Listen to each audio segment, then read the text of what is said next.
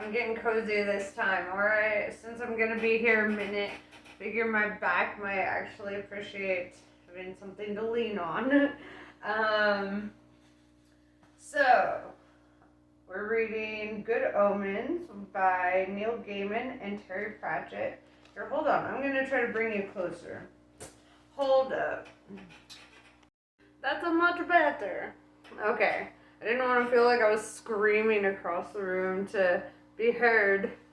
So, if you're not caught up on the book, I recommend going back and watching the other, start at part 1, and then work your way up to get here.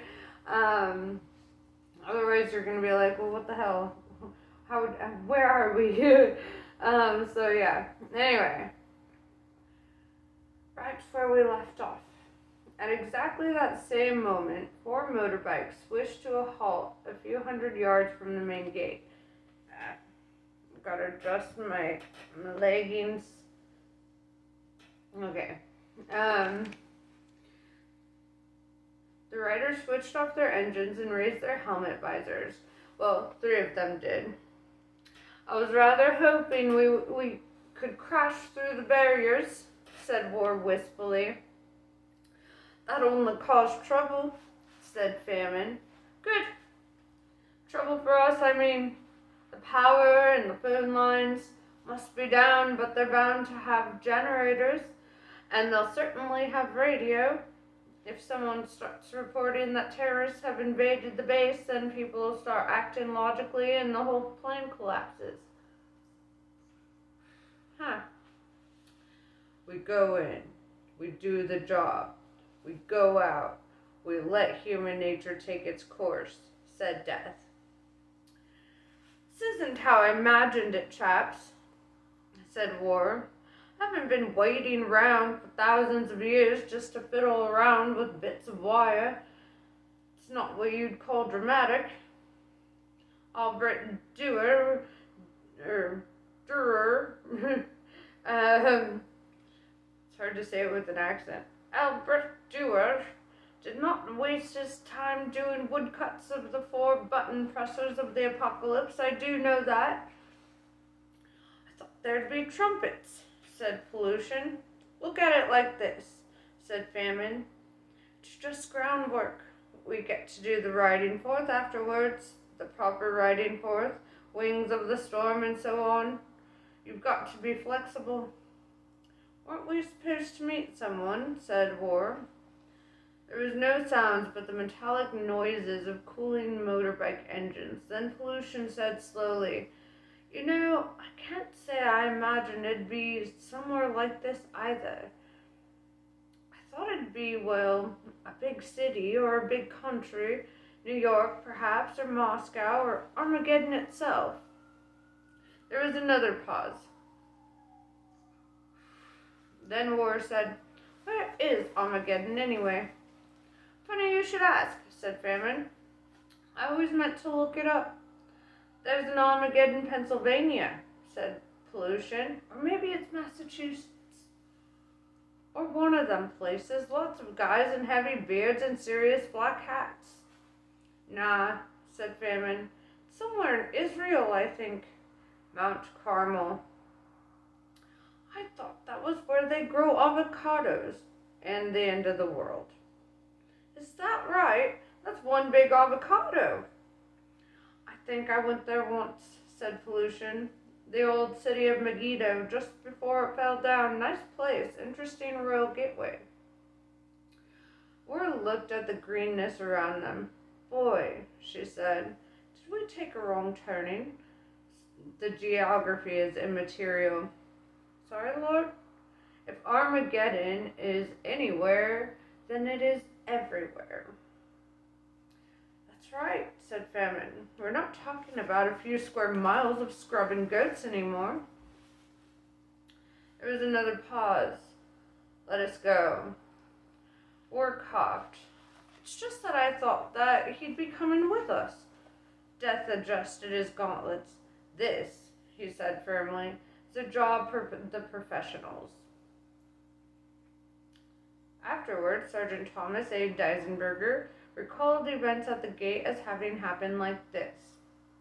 A large staff car drew up by the gate.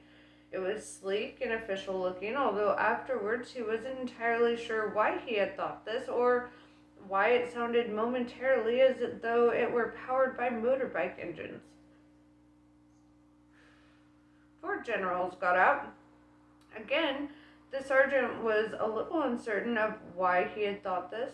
They had proper identification. What kind of identification, admittedly, he couldn't quite recall, but it was proper. He saluted. And one of them said, "Surprise inspection, soldier." To which Sergeant Thomas A. Deisenberger replied, "Sir, I have not been informated as to the incidence of a surprise inspection at this time, sir." "Of course not," said one of the generals. "That's because it's a surprise." The sergeant saluted again. "Sir, permission to confirm this intelligence with base command, sir," he said uneasily. The tallest and thinnest of the generals strolled a little way from the group, turned his back and folded his arms. One of the others put a friendly arm around the sergeant's shoulder and leaned forward in a conspiratorial kind of way. "Now see here," he squinted at the sergeant's name tag, "Deisenberger. Maybe I'll give you a break. It's a surprise inspection, got that? Surprise. That means no getting on the horn the moment we've gone through, understand? And no leaving your post, Career soldier like you, understand, am I right?" he added. He winked. "Otherwise, you'll find yourself busted so low you'll have to say so to an imp." Sergeant Thomas A. Deisenberger stared at him. "Private," hissed one of the other generals. According to her tag, her name was Waugh. Sergeant Deisenberger had never seen a female general like her before, but she was certainly an improvement. "What?" "Private, not imp." "Yeah, that's what I meant. Yeah, private. Okay, soldier?" The sergeant considered the very limited number of options at his disposal.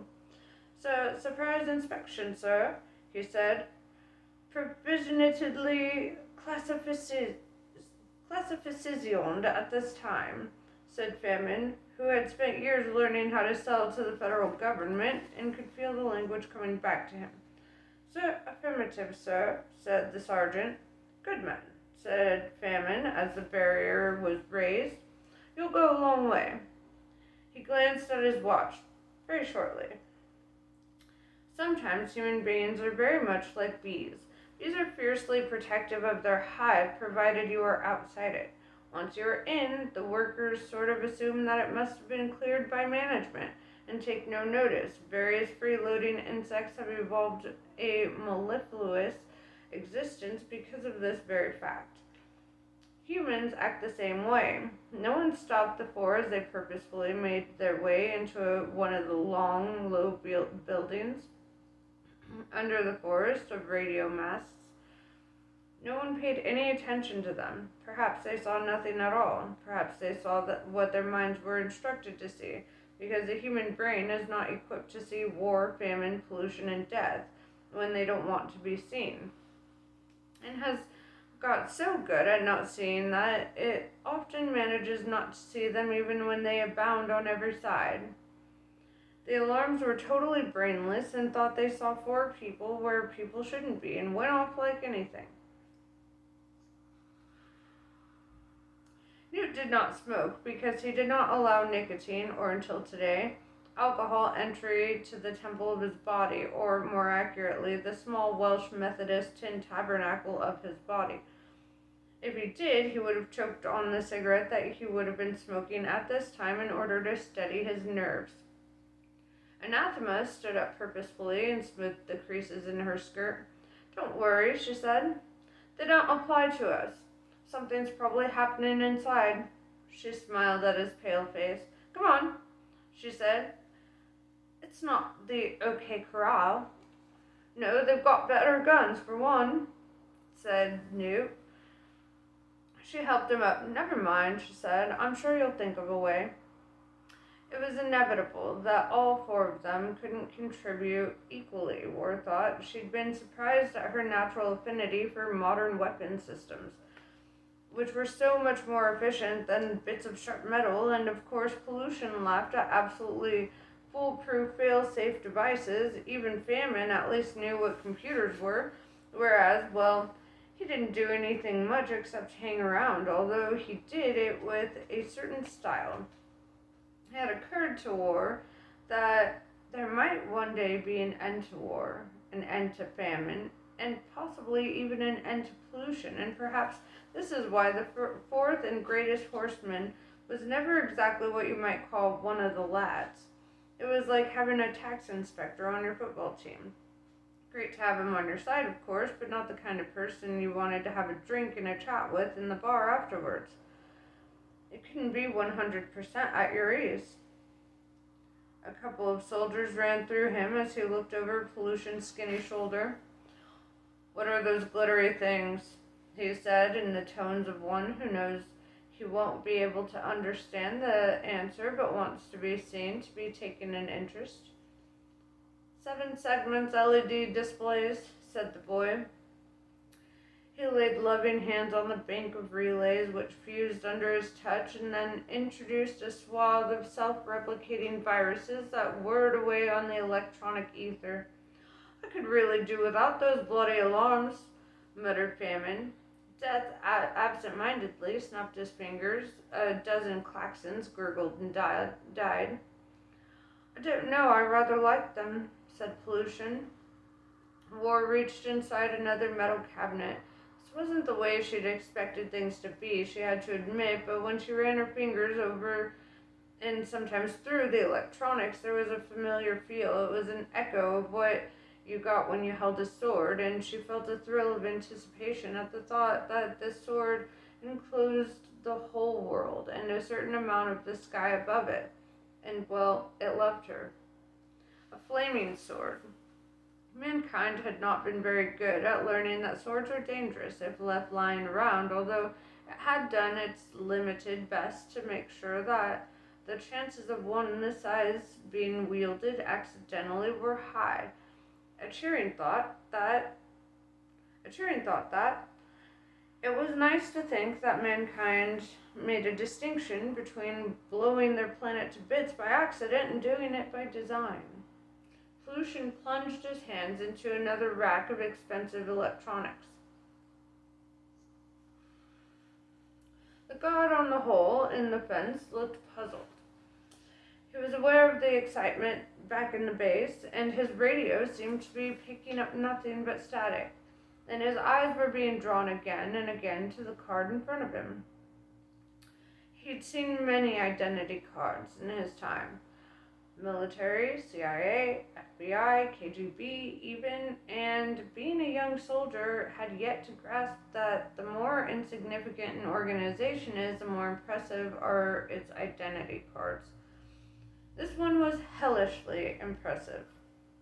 His lips moved as he read it again, all the way from "the Lord Protector of the Commonwealth of Britain charges and demands," through the bit about commandeering all kindling and rope and igniferous oils, right down to the signature of the W.A.'s First Lord Adjutant, "Praise him, all ye works of the Lord, and ply fornication Smith."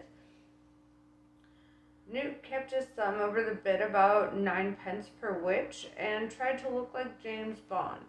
Finally, the guard's probing intellect found a word he thought he'd recognized. "What's this here?" he said suspiciously.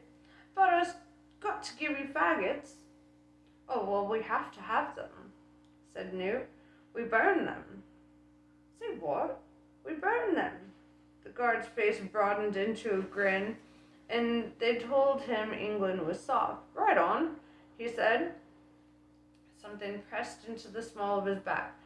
"Drop your gun," said Anathema behind him, "or I shall regret what I shall have to do next." It's true, she thought, as she saw the man stiffen in terror.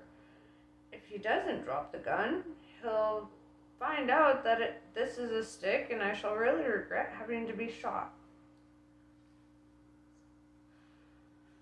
At the main gate, Sergeant Thomas A. Deisenberger was also having problems.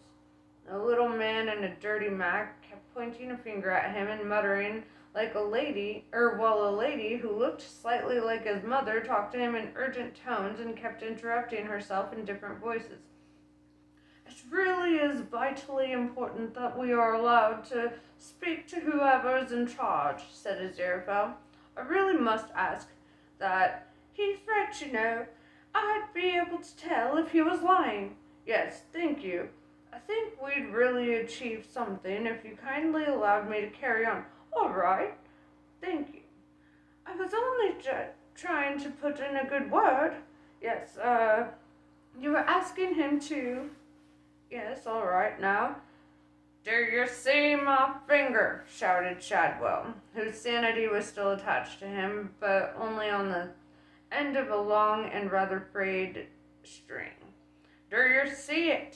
This finger, laddie, could send you to meet your maker. Sergeant Deisenberger stared at the black and purple nail a few inches from his face. As an offensive weapon, it rated quite highly, especially if it was ever used in the preparation of food. The telephone gave him nothing but static. He'd been told not to leave his post. His wound from Nam was starting to play up. He wondered how much trouble he could get into for shooting non-American civilians. The 4 bicycles pulled up a little way away from the base. Tire marks in the dust and a patch of oil indicated that other travelers had briefly rested there. What are we stopping for? Said Pepper. I'm thinking, said Adam. It was hard. The bit of his mind that he knew as himself was still there, but it was trying to stay afloat on a fountain of tumultuous darkness. What he was aware of, though, was that his 3 companions were 100% human. He got them into trouble before in the way of torn clothes, docked pocket money, and so on. But this one was almost certainly going to involve a lot more than being confined to the house and made to tidy up your room. On the other hand, there wasn't anyone else. All right, he said. We need some stuff, I think. We need a sword, a crown, and some scales. They just stared at him. What, just here? Said Brian. There's nothing like that here. I don't know, said Adam. When you think about the games and that, we've played. Just to make Sergeant Deisenberger's day, a car pulled up and it was floating several inches off the ground because it had no tires or paintwork. What it did have was a trail of blue smoke, and when it stopped, it made the pinging noises made by metal cooling down from a very high temperature. It looked as if it had smoked glass windows, although this was just an effect caused by it having ordinary glass windows but a smoke-filled interior. The driver's door opened and a cloud of choking fumes got out. Then Crowley followed it. He waved the smoke away from his face, blinked, and then turned the gesture into a friendly wave. Hi, she said. How's it going? Has the world ended yet? He won't let us in, Crowley, said Madame Tracy. Aziraphale, is that you? Nice dress, said Crowley vaguely. He wasn't feeling very well. For the last 30 miles, he had been imagining that a ton of burning metal, rubber, and leather was a fully functioning automobile, and the Bentley had been resisting him fiercely. The hard part had been to keep the whole thing rolling after the all-weather radials had burned away.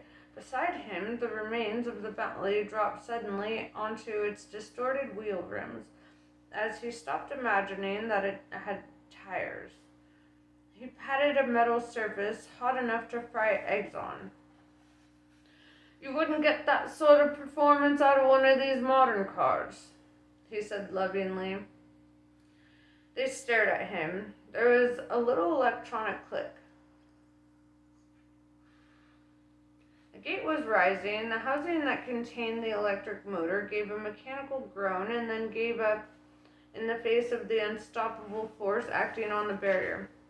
Hey, said Sergeant Eisenberger. Which one of you yo-yos did that? Zip, zip, zip, zip. And a small dog, its legs a blur. They stared at the four ferociously pedaling figures that ducked under the barrier and disappeared into the camp. The sergeant pulled himself together. Hey, he said, but much more weakly this time. Did any of them kids have some space alien with a face like a friendly turd in the bike basket? I don't think so, said Crowley. Then, said Sergeant Eisenberger, they're in real trouble. He raised his gun. Enough of this pussyfooting around.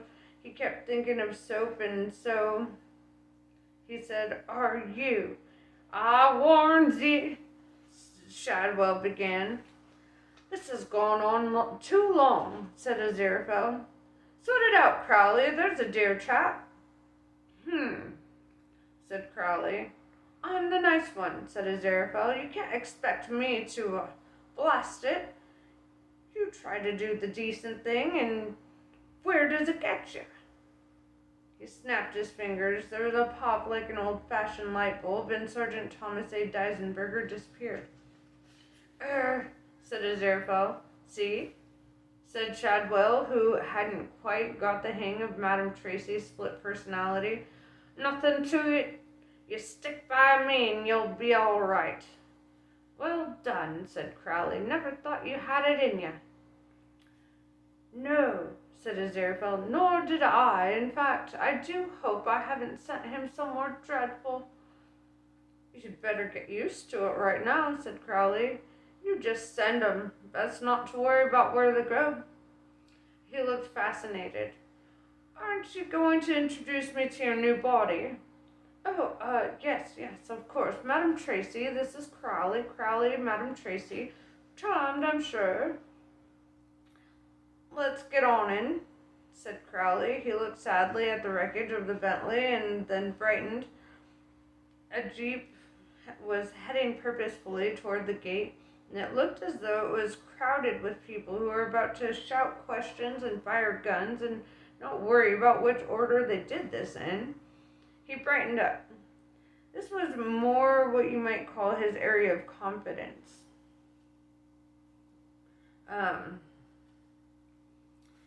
He took his hand out of his pockets and he raised them like Bruce Lee, and then he smiled like Lee Van Cleef. Ah, he said, here comes my transport. They're grown-ups, are they? Said Pepper. Yes, said Adam. More grown-up than you've ever seen before, I reckon. Fighting grown-ups is never any use, said Wensleydale gloomily. You always get into trouble. You don't have to fight 'em, said Adam. You just do what I told you. The them looked at the things they were carrying. As far as tools to mend the world were concerned, they did not look incredibly efficient. How will we find 'em then? Said Brian doubtfully. I remember when we came to the open day. It's all rooms and stuff, lots of rooms and flashing lights. Adam stared thoughtfully at the buildings. The alarms were still yodeling. Well, he said, it seems to me. Hey, kids, what are you doing here? It wasn't 100% threatening, or it wasn't a 100% threatening voice, but it was near the end of its tether, and it belonged to an officer who spent 10 minutes trying to make sense of a senseless world where alarms went off and doors didn't open. Two equally harassed soldiers stood behind him, slightly at a loss as to how to deal with four short and clearly Caucasian juveniles, one of them marginally female. Don't you worry about us, said Adam airily. We're just looking around. Now you just, the lieutenant began. Go to sleep, said Adam. You just go to sleep. All you soldiers here, go to sleep. Then you won't get hurt. You all just go to sleep now. The lieutenant stared at him, his eyes trying to focus. Then he pitched forward. Coo, said Pepper, as the others collapsed. How'd you do that? Well, said Adam cautiously. You know that bit about hypnotism in the boy's own book of 101 Things to Do that we could never make work? Yes. Well, it's sort of like that, only now I found out how to do it. He turned back to the communications building. He pulled himself together, his body unfolding from its habitual comfortable slouch into an upright bearing Mr. Tyler would have been proud of. Right, he said. He thought for a while. Then he said, come and see. If you took the world away and just left electricity, it would look like the most exquisite filigree ever made, a ball of twinkling silver lines with the occasional coruscating spike of a satellite beam. Even the dark areas would glow with radar and commercial radio waves. It could be the nervous system of a great beast. Here and there, cities make knots in the web, but most of the electricity is, as it were, mere musculature, concerned only with crude work, but for 50 years or so, people had been giving electricity brains. And now it was alive in the same way that fire is alive. Switches were welded shut, relays fused, and the hard silicon chips, whose microscopic architecture looked like a street plan of Los Angeles. Fresh pathways opened up, and 100 miles away, bells rang in underground rooms, and men stared in horror at what certain screens were telling them. Heavy steel doors shut firmly in secret hollow mountains, leaving people on the other side to pound on them and wrestle with the fuse boxes which had melted. Bits of desert and tundra slid aside, letting fresh air into air-conditioned tombs, and blunt shapes ground ponderously into position. And while it flowed where it should not, it ebbed from its normal beds. In cities, the traffic lights went, then the street lights, then all the lights. Cooling fans slowed, flickered, and stopped. Heaters faded into darkness. Lifts stuck. Radio stations choked off, their soothing music silenced. It's been said that civilization is 24 hours and 2 meals away from barbarism. A night was spreading slowly around the spinning earth. It should have been full of pinpricks of light. It was not. There were 5 billion people down there. What was going to happen soon would make barbarism look like a picnic. Hot, nasty, and eventually given over to the ants. Death straightened up. He appeared to be listening intently. It was anyone's guess what he listened with. He is here, he said. The other three looked up. There was a barely perceptible change in the way they stood there. A moment before Death had spoken, they, the part of them that did not walk and talk like human beings, had been wrapped around the world. Now they were back, more or less. There was a strangeness about them. It was as if instead of ill-fitting suits, they now had ill-fitting bodies. Famine looked as though he had been tuned slightly off station, so that the hitherto dominant signal of a pleasant, thrusting, successful businessman was beginning to be drowned out by the ancient, horrible static of his basic personality. War's skin glistened with sweat. Pollution's skin just glistened. It's all taken care of, said War, speaking with some effort. It'll take its course. It's not just the nuclear, said Pollution. It's the chemical. Thousands of gallons of stuff in little tanks all over the world. Beautiful liquids with 18 syllables in their names. And the old standbys. Say what you would like. Plutonium may give you grief for thousands of years, but arsenic is forever. And then winter, said Famine. I like winter. There's something clean about winter. Chickens coming home to roost, said War. No more chickens, said Famine flatly. Only Death hadn't changed. Some things don't. The four left the building. It was noticeable that pollution, while still walking, nevertheless gave the impression of oozing, and this was noticed by Anathema and Newton Pulsifer. It had been the first building they'd come to. It seemed much safer inside than out, where there seemed to be a lot of excitement. Anathema had pushed open a door covered in signs that suggested that this would be a terminally dangerous thing to do. It had swung open at her touch. When they'd gone inside, it had shut and locked itself. There hadn't been a lot of time to discuss this after the four had walked in. "What are they?" said Newt. "Some kind of terrorists?" "In a very nice and accurate sense," said Anathema. "I think you're right." "What was all that weird talk about?" "I think possibly the end of the world," said Anathema. "Did you see their auras?"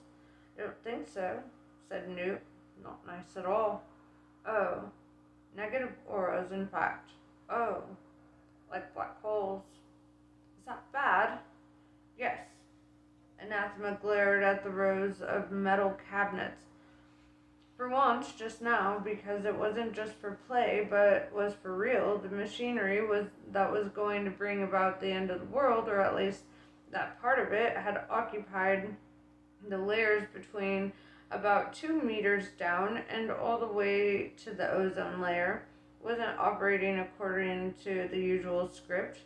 There were no big red canisters with flashing lights. There were no coiled wires with a cut-me look around them. No suspicious large numeric displays were counting down toward a zero that could be averted with seconds to spare. Instead, the metal cabinets looked solid and heavy and very resistant to last-minute heroism. "What takes its course?" said Anathema. "They've done something, haven't they?" "Perhaps there's an off switch," said Newt helplessly. "I'm sure if we looked around, these sorts of things are wired in. Don't be silly." "I thought you knew about this sort of thing." Newt nodded desperately. This was a long way from the pages of Easy Electronics. For the look of the thing, he peered into the back of one of the cabinets. "Worldwide communications," he said indistinctly. "You could do practically anything. Modulate the mains power, tap into satellites. Absolutely anything you could. Zip. Or you could zap. Ouch. Make things do zip. Just about zap. How are you getting on in there?" Newt sucked his fingers. So far, he hadn't found anything that resembled a transistor. He wrapped his hands around his handkerchief and pulled a couple of boards out of their sockets. Once, one of the electronics magazines to which he subscribed had published a joke circuit which was guaranteed not to work. At last, they'd said in an amusing way, "Here's something all you ham-fisted hams out there can build in the certain knowledge that if it does nothing, it's working." It had diodes the wrong way around, transistors upside down, and a flat battery. Newt had built it and picked up Radio Moscow. He'd written them a letter complaint, but they never replied. "Really don't know if I'm doing any good," he said. "James Bond just unscrews things," said Anathema. "Not just unscrews," said Newt, his temper fraying. "And I'm not James Bond if I was. Whistle. The bad guys would have shown me all the Megadeth levers and told me how they bloody well worked, wouldn't they? What is it?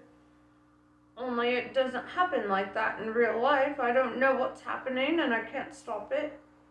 Clouds churned around the horizon. Overhead the sky was still clear, the air torn by nothing more than a light breeze, but it wasn't normal air.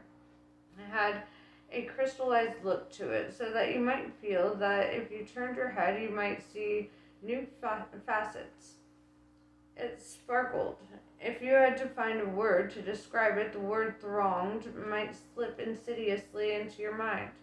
Thronged? with insubstantial beings awaiting only the right moment to become very substantial.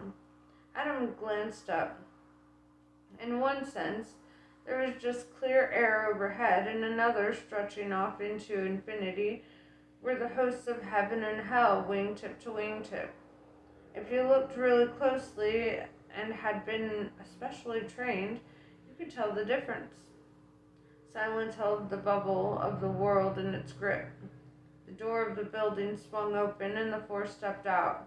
There was no more than a hint of human about them now. They seemed to be humanoid shapes made up of all the things they were or represented. They made Death seem positively homely. His leather greatcoat and dark visored helmet had become a cowled robe, but these were mere details. A skeleton, even a walking one, is at least human. Death sort of lurks inside every living creature. The thing is, said Adam urgently, they're not really real. They're just like nightmares, really. But we're not asleep, said Pepper. Dog whined and tried to hide behind Adam. That one looks as if he's melting, said Brian, pointing at the advancing figure, if such it could still be called a pollution. There you are, then, said Adam encouragingly. Can't be real, then, can it? It's common sense. Something like that can't really be real. The four halted a few meters away. It has been done, said Death. He leaned forward a little and stared eyelessly at Adam. It was hard to tell if he was surprised. Yes, well, said Adam. The thing is, I don't want it done. I never asked for it to be done. Death looked at the other three, and then back to Adam. Behind them, a jeep skewed to a halt. They ignored it. I do not understand, he said. Surely your very existence requires the ending of the world. It is written. I don't see why anyone has to go on and write things like that, said Adam calmly. The world is full of all sorts of brilliant stuff, and I haven't found out all about it yet, so I don't want anyone messing it about or ending it before I have had a chance to find out about it. So you can all just go away. That's the one, Mr. Shadwell, said Aziraphale, his words trailing into uncertainty even as he uttered them. The one with the T-shirt. Death stared at Adam. You are part of us, said War, between teeth like beautiful bullets. It is done. We make the world anew, said Pollution, his voice as insidious as something leaking out of a corroded drum into a water table. You lead us, said Famine. And Adam hesitated. Voices inside him still cried out that this was true, and that the world was his as well, and all he had to do was turn and lead them out across a bewildered planet. They were his kind of people. In tiers above, the hosts of the sky waited for the word. You cannot want me to shoot him, but he's a burn. Said Aziraphale. Yes, well, perhaps we'd just better wait a bit. What do you think? Until he grows up, do you mean? Said I thought that was Shadwell, sorry. Until he grows up, do you mean? Said Crowley. The dog began to growl. Adam looked at them. They were his kind of people, too. You just had to decide who your friends really were. He turned back to the four. Get them, said Adam quietly. The slouch and slur was gone from his voice. It had strange harmonics. No one human could disobey a voice like that. War laughed and looked expectantly at them. Little boys, she said, playing with your little toys. Think of all the toys I can offer you. Think of all the games. I can make you fall in love with me, little boys. Little boys with your little guns. She laughed again, but the machine gun stutter died away as Pepper stepped forward and raised a trembling arm.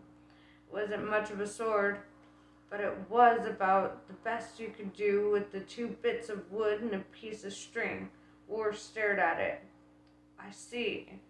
Mono a mono, eh?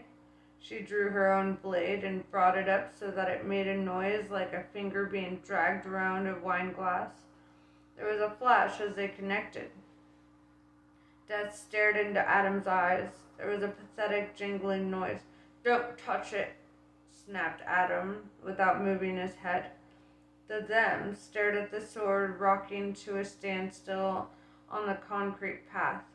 Little boys, muttered Pepper disgustedly. Sooner or later, everyone has to decide which gang they belong to. But, said Brian, she sort of got sucked up. The sword. The air between Adam and Death began to vibrate as in a heat wave. Wensleydale raised his head and looked, famine in the sunken eye. He held up something that, with a bit of imagination, could be considered to be a pair of scales made of more string and twigs than. He whirled it around his head. Famine stuck out a protective arm. There was another flash, and then the jingle of a pair of silver scales bouncing on the ground. Don't touch them, said Adam. Pollution had already started to run, or at least to flow quickly, but Brian snatched the circle of grass stalks from his own head and flung it. Shouldn't have handled like one, but a force took it out of his hands and it whirred like a discus. This time the explosion was a red flame inside a billow of black smoke, and it smelled of oil. With a rolling, tinny little sound, a blackened silver crown bowled out of the smoke and then spun around with a noise like a settling penny. At least they needed no warning about touching it. It glistened in a way that metal should not. Where'd they go? Said Wensley. Where they belong, said Death, still holding Adam's gaze. Where they have always been, back in the minds of man. He grinned at Adam. There was a tearing sound.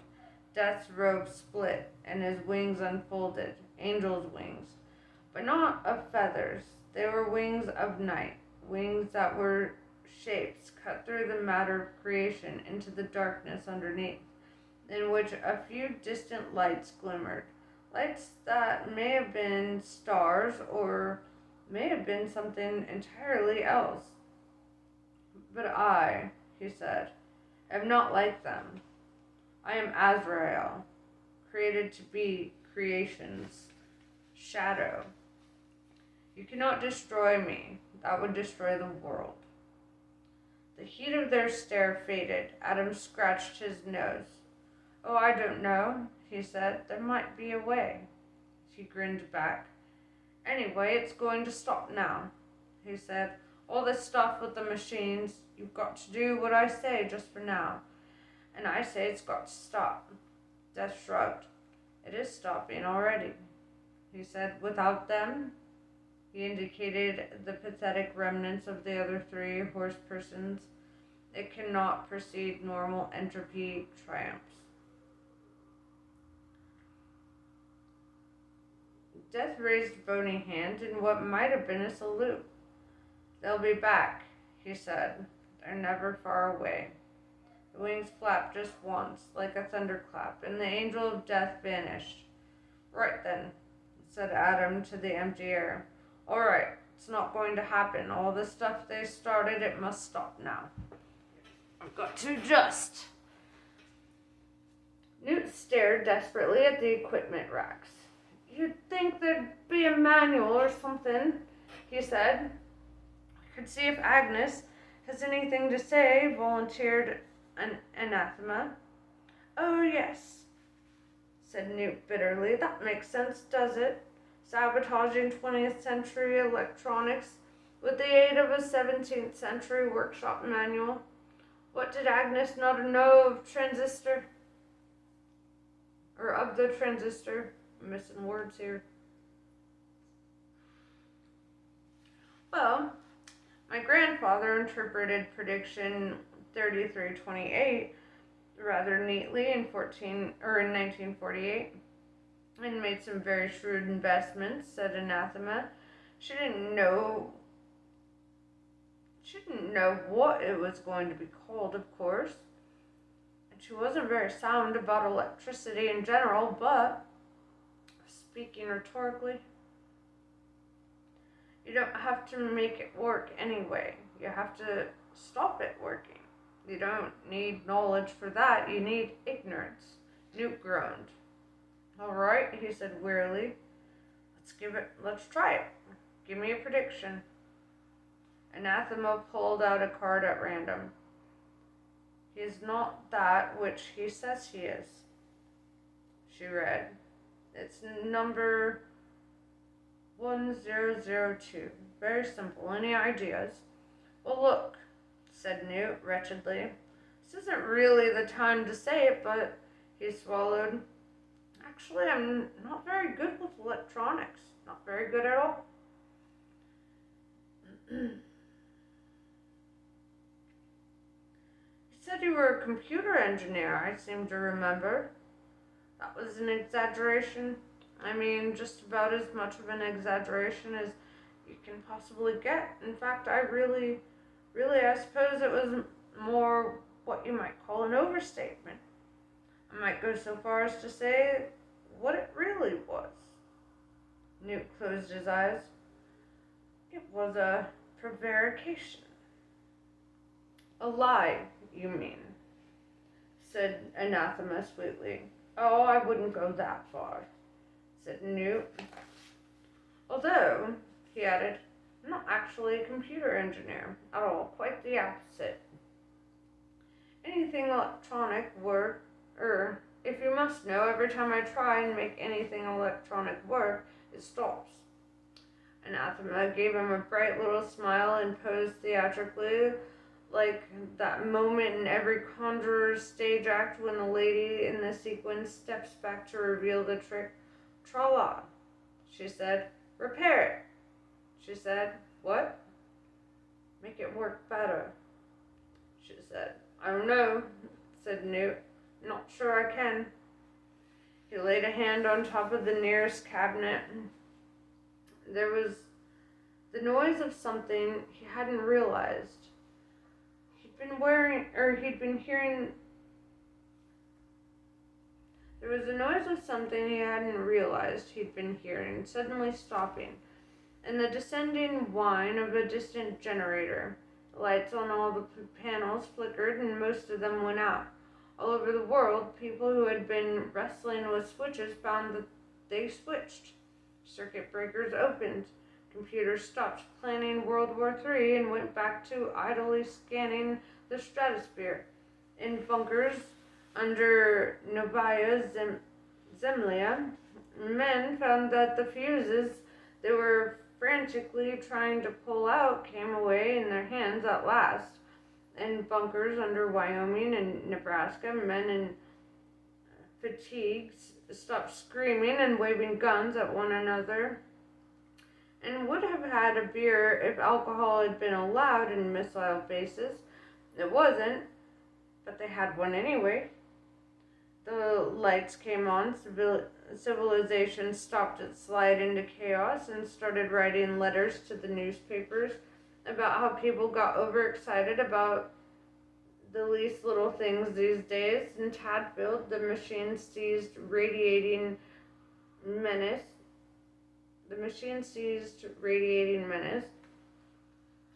Something that had been in them was gone, quite apart from the electricity. Gosh, said Newt. There you are, said Anathema. You fixed it. Good. You can trust old Agnes. Take it from me. Now let's get out of here. He didn't want to do it, said Aziraphale. Haven't I always told you, Crowley, if you take the trouble to look deep down inside anyone, you'll find that at the bottom they're really quite... It's not over, said Crowley flatly. Adam turned and appeared to notice them for the first time. Crowley was not used to people identifying him so readily, but Adam stared at him as though Crowley's entire life history was pasted inside the back of his skull, and he, Adam, was reading it. For an instant he knew real terror. He'd always thought the sort he'd felt before was the genuine article, but that was mere abject fear beside this new sensation. Those below could make you cease to exist by, well, hurting you in unbearable amounts, but this boy could not only make you cease to exist merely by thinking about it, but probably could arrange matters so that you had never existed at all. Adam's gaze swept to Aziraphale. Excuse me, why are you two people? Well, Aziraphale said, it's not right being two people, said Adam. I reckon you'd better go back to being two separate people. There were no showy special effects. There was just Aziraphale sitting next to Madame Tracy. Ooh, that felt tingly, she said. She looked Aziraphale up and down. Oh, she said in a slightly disappointed voice. Somehow I thought you'd be younger. Shadwell glowered jealously at the angel and thumbed the thunder gun's hammer in a pointed sort of way. Aziraphale looked down at his new body, which was unfortunately very much like his old body, although the overcoat was cleaner. Well, that's over, he said. No, said Crowley. No, it isn't, you see, not at all. Now there were clouds overhead, curling like a pot of tagliatelle on full boil. I was trying to say both words at once. You see, said Crowley, his voice leadened with fatalistic gloom, it doesn't really work that simply. You think wars get started because some old duke gets shot, or someone cuts off someone's ear, or someone sighted their missiles in the wrong place? It's not like that. That's just reasons, which haven't got anything to do with it. What really causes wars is two sides that can't stand the sight of one another. And the pressure builds up, and then anything will cause it. Anything at all. What's your name, boy? That's Adam Young, said Anathema as she strode up with Newt trailing after her. That's right, Adam Young, said Adam. Good effort. You've saved the world. Have a half holiday, said Crowley, but it won't really make any difference. I think you're right, said Aziraphale. I'm sure my people want Armageddon. It's very sad. Would anyone mind telling us what's going on? Said Anathema sternly, folding her arms. Aziraphale shrugged. It's a very long story, he began. Anathema stuck out her chin. Go on, then, she said. Well, in the beginning, the lightning flashed, struck the ground a few meters from Adam, and stayed there, a sizzling column that broadened at the base as though the wild electricity was filling an invisible mold. The humans pressed back against the jeep. The lightning vanished, and a young man made out of golden fire stood there. Oh, dear, said Aziraphale. It's him. Him who? Said Crowley. The voice of God, said the angel. The Metatron. The them stared. Then Pepper said, no, isn't. The Metatron's made of plastic, and it's got laser cannon, and it can turn into a helicopter. That's the cosmic Megatron, said Wensleydale weakly. I had one, but the head fell off. I think this one is different. The beautiful blank gaze fell on Adam Young. and then turned sharply to look at the concrete beside it, which was boiling. I'm gonna stop here because it's about to get real intense. Wait, let me see. Should I stop here? Yeah, I'm gonna stop here. And then we will be back for... No, I'm not gonna stop here. I'm gonna keep going. Just a little while longer. But I want to save the best parts for last. For another video, while I plan out my next book.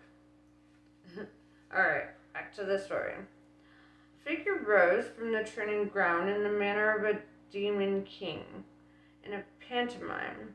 But if this one was ever in a pantomime, it was one where no one walked out alive. They had to get a priest to burn the place down afterwards. It was not greatly different to the other figure, except that its flames were blood red. Said Crowley, trying to shrink into his seat. Higher. The red thing gave him the briefest of glances, as though marking him for future consumption, and then stared at Adam. When it spoke, its voice was like a million flies taking off in a hurry. It buzzed a word that felt to those humans who heard it like a file dragged down the spine. It was talking to Adam, who said, No, I said already, my name is Adam Young. He looked at the figure up and down. What's yours? Beelzebub. Crowley supplied. He's the lord of... Thank you, Crowley, said Beelzebub. Later we must have a serious talk. I'm sure thou hast much to tell me. Said Crowley. Well, you see what happened was... Silence. Right, said Crowley hurriedly. Now then, Adam Young, said the Metatron. While we can, of course, appreciate your assistance at this point, we must add that Armageddon should take place now. There may be some temporary inconvenience, but that should hardly stand in the way of the ultimate good. Ah, whispered Crowley to Aziraphale. What he means is, we have to destroy the world in order to save it. As to what it stands in the way of, that has yet to be decided, buzzed Beelzebub. But it must be decided now, boy. That is thy destiny. It is written. Adam took a deep breath. The human watchers held theirs. Crowley and Aziraphale had forgotten to breathe some time ago. I just don't see why everyone and everything has to be burned up and everything, Adam said. Millions of fish and whales and trees and sheep and stuff, and not even for anything important. Just to see who's got the best gang. It's like us and the Johnsonites. But even if you win, you can't really beat the other side because you don't really want to. I mean, not for good. You'll just start all over again. You'll just keep on sending people like these two. He pointed to Crowley and Aziraphale. To mess people around, it's hard enough being people as it is without other people coming and messing you around. Crowley turned to Aziraphale. Johnsonites? He whispered. The angel shrugged. Early breakaway sect, I think. He said, sort of Gnostics, like the Ophites. His forehead wrinkled. Or were they the Sethites? No, I'm thinking of the Coloridians. Oh dear, I'm sorry. There were hundreds of them. It's so hard to keep track. People being messed around, murdered Crowley. Doesn't matter, snapped the Metatron. The whole point of the creation of earth and good and evil. I don't see what's so terrific about creating people as people and then getting upset because they act like people, said Adam severely. Anyway, if you stop telling people it's all sorted out after they're dead, they might try sorting it out while they're alive. If I was in charge, I'd try making people live a lot longer, like old Methuselah.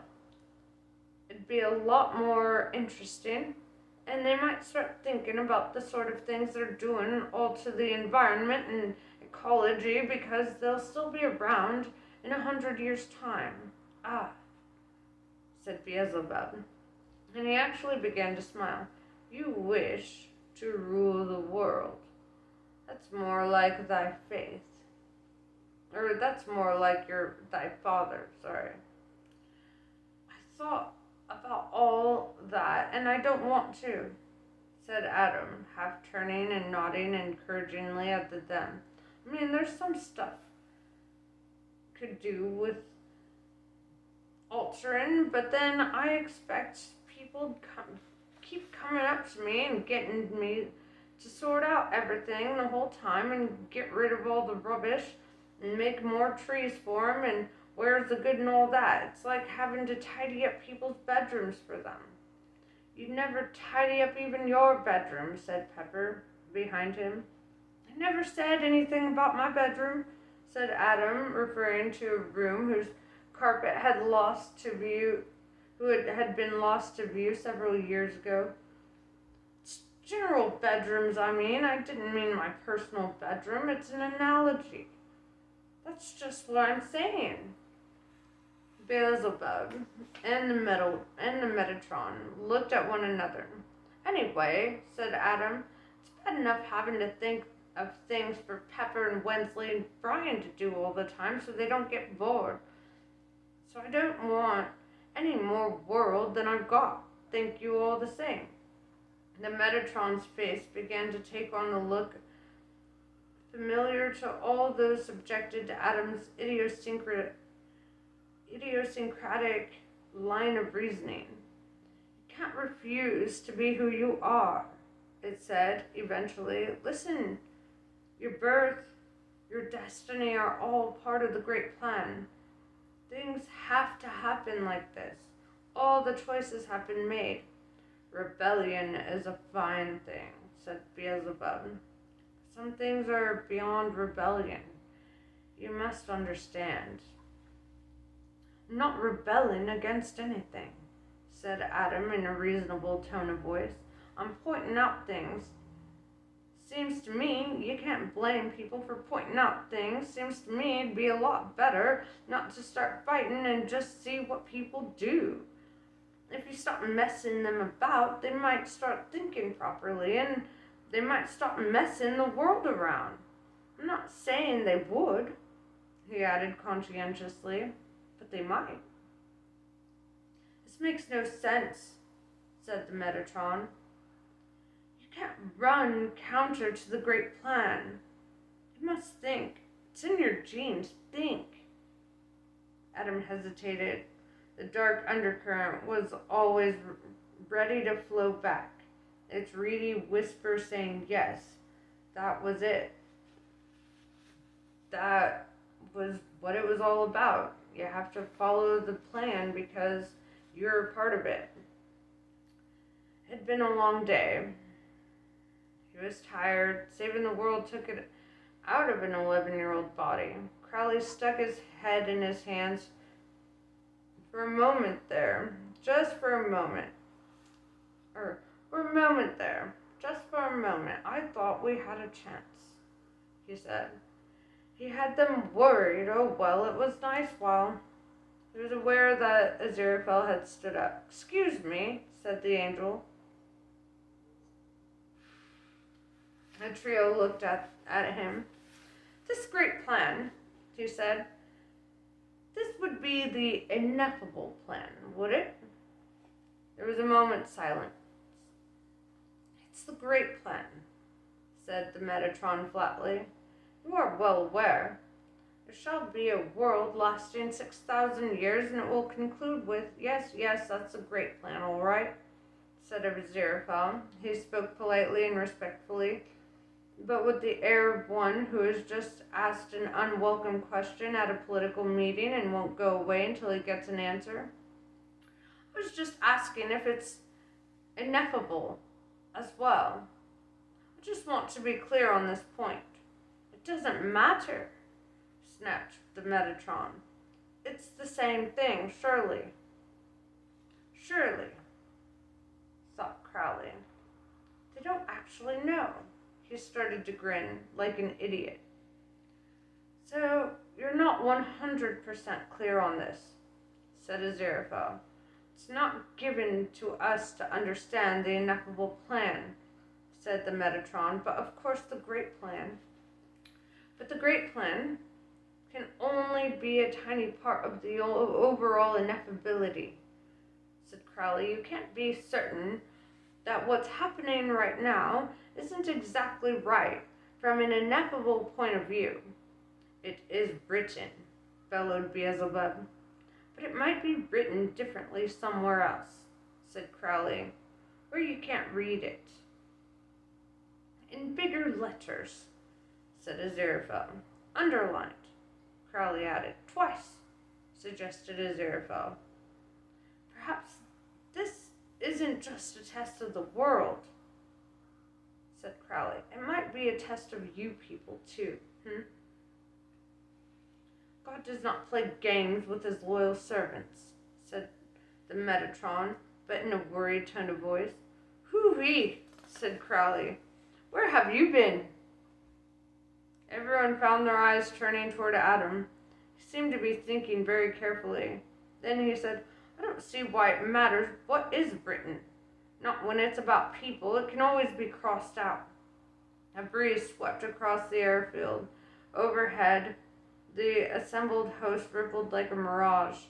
There was a kind of silence there might have been on the day before creation. Adam stood smiling at the two of them, a small figure perfectly poised exactly between heaven and hell. Crowley grabbed Aziraphale's arm. You know what happened, he hissed excitedly. He was left alone. He grew up human. He's not evil incarnate. Or good incarnate. He's just a human incarnate. Then, I think, said the Metatron, I shall need to seek further instructions. I also, said Beelzebub. His raging face turned to Crowley, and I shall report of your part in this. Thou hast better believe it. He glared at Adam, and I do not know what thy father will say. There was a thundering explosion. Shadwell, who had been fidgeting with horrified excitement for some minutes, had finally got enough control of his trembling finger to pull the trigger. The pellets passed through the space where Beelzebub had been. Shadwell never knew how lucky he had been that he'd missed. The sky wavered, and then became just sky around the horizon. The clouds began to unravel. Madame Tracy broke the silence. Weren't they odd? She said. She didn't mean, weren't they odd? What she did mean was she probably could never hope to express except by screaming that the human brain has amazing recuperative powers, and saying, weren't they odd, was part of the rapid healing process. Within half an hour, she'd be thinking she'd just had too much to drink. Is it over, do you think? Said Aziraphale. Crowley shrugged. Not for us, I'm afraid. I don't think you need to go worrying, said Adam nomically. I know all about you too, don't you worry. He looked at the rest of them, who tried not to back away. He seemed to think for a while, and then he said, there's been too much messing around anyway. But it seems to me everyone's going to be a lot happier if they forget about this. Not actually forget, just not remember exactly, and then we can go home. But you can't just leave it like that, said Anathema, pushing forward. Think of all the things you could do, good things. Like what? Said Adam suspiciously. Well, you could bring all the whales back to start with. He put his head on one side, and that'd stop people killing them, would it? She hesitated. It would have been nice to say yes. And if people do start killing them, what would you ask me to do about them? Said Adam. No, I reckon I'm getting the hang of this now. Once I start messing around like that, there'd be no stopping it. It seems to me the only sensible thing to do is for people to know if they kill a whale, they've got a dead whale. That shows a very responsible attitude, said Newt. Adam raised an eyebrow. It's just sense, he said. Aziraphale patted Crowley on the back. I seem to have survived, he said. Just imagine how terrible it might have been if we'd been at all competent. Said Crowley. Alright. That's where I'm gonna leave it because that was a very funny note and it's getting dark, as you can see. And I have other videos to do on my other channel, so yes. I bid you adieu, namaste, I love you guys, and we will finish this on the next segment. I will see you later.